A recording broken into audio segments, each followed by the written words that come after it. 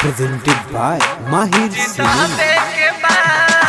Music director VIP recording studio Khidarsarai. भैया मनोज यादव के हाला बहो, गामे गामे इनके बोले वाला बहो।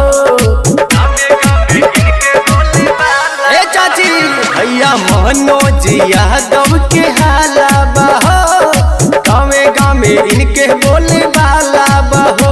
गली गली के विकास करवावे के बा, गली गली के विकास करवावे के बा। मुखिया मनोज भैया के बनावे के बा, अब की भारी बहुमत से जितावे के बा। Presented by Mahir Cinema.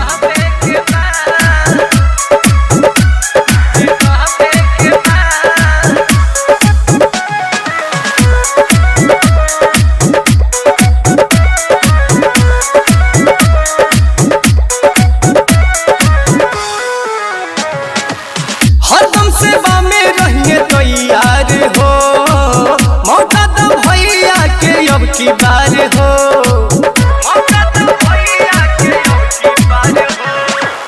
हरदम सेवा में रहिए तैयार हो, मौका दो भैया के अब की बार हो। सबके हक अधिकार दिलवावे के बा, सबके हक अधिकार दिलवावे के बा। मुखिया मनोज भैया के बनावे के बा, अब की भारी बहुमत से जितावे के बा।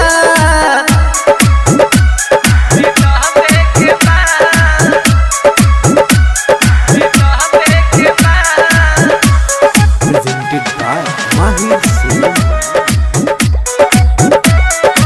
म्यूजिक डायरेक्टर घर घर आवास मिली बनी आंगनबाड़ी, लइका सब पढ़े जइहे रही है नया नारी।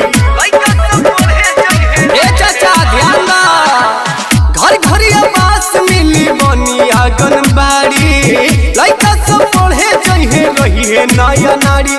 बुढ़ऊ काका के पेंशन दिलावे के बा, चाची बूढ़ी के पेंशन दिलावे के बा। मुखिया मनोज यादव के बनावे के बा, कुर्कीहार पंचायत से जितावे के बा।